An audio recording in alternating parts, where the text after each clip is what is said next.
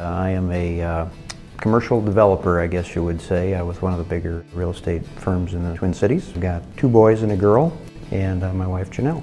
Hope for the Nations is a inner city church. They had been delivered out of Egypt. When I talk about the inner city, I talk about low income, a lot of drug activity, a lot of gang violence. My hope and immediate vision for Hope for the Nations is that we get to the place where we can have what we need to be able to meet the needs.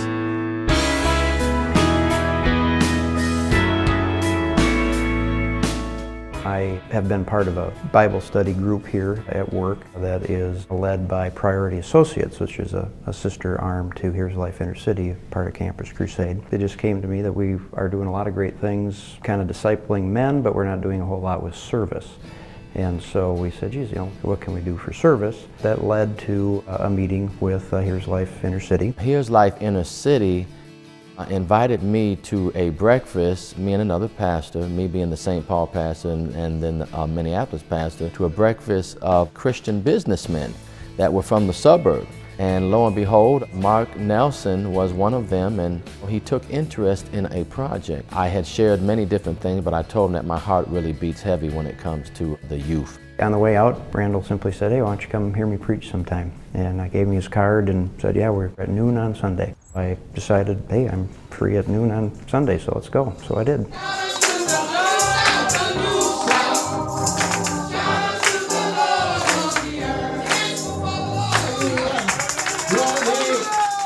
And was the lone white guy there, which was kind of out of my comfort zone, certainly, but very welcomed. After Mark coming to the church on that first time and us meeting in our office, we decided from that meeting that we would start to get together and develop some strategy concerning building up this youth ministry. And as a result of just meeting and meeting and meeting again, we became real close and friends, and a beautiful relationship developed.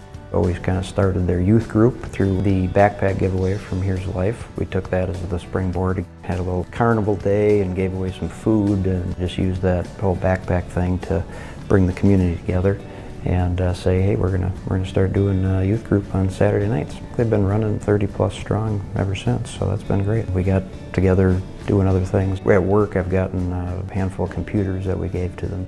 We bought a bus to kind of help. Another part of the ministry is you have to go pick up people or single moms with 5 kids. They're not going to take the public transportation. Let's go get them, bring them to church, and now we're on to this daycare thing. We figured if we could start a daycare center, not only can we minister to children, because it will be a Christian curriculum, but we can also be able to generate some income that will help us be able to sustain some other ministries. Being a pastor, sometimes you try to wear a lot of hats. How many are excited about Jesus?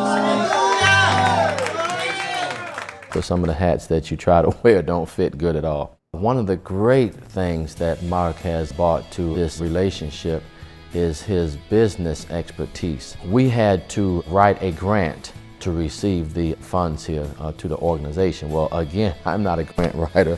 I tell you what, he did an awesome job. There's absolutely no way that I could have done this unless I would have hired some grant writer, which we couldn't afford. And not only that, but we needed some information concerning the rooms, and him being a developer, again, his business expertise, that was just used for this project, and he got the sketches written up and things that I just couldn't have done.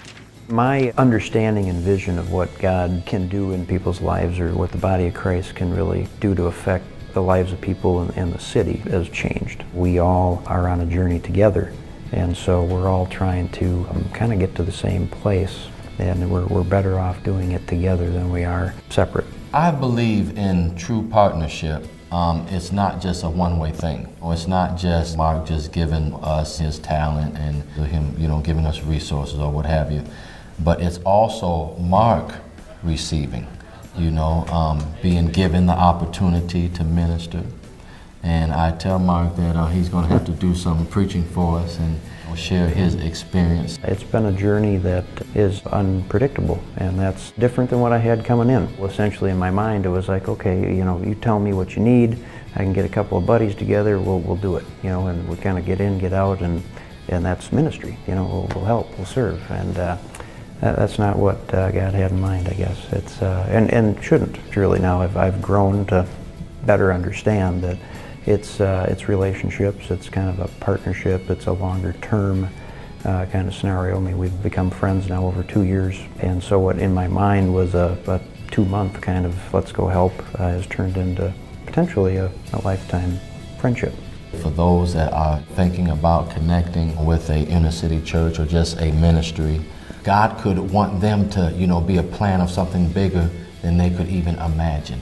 I pray and hope that they would step out like Mark did, and as a result, they will find fulfillment, and they may even see that they are here for such a time as this.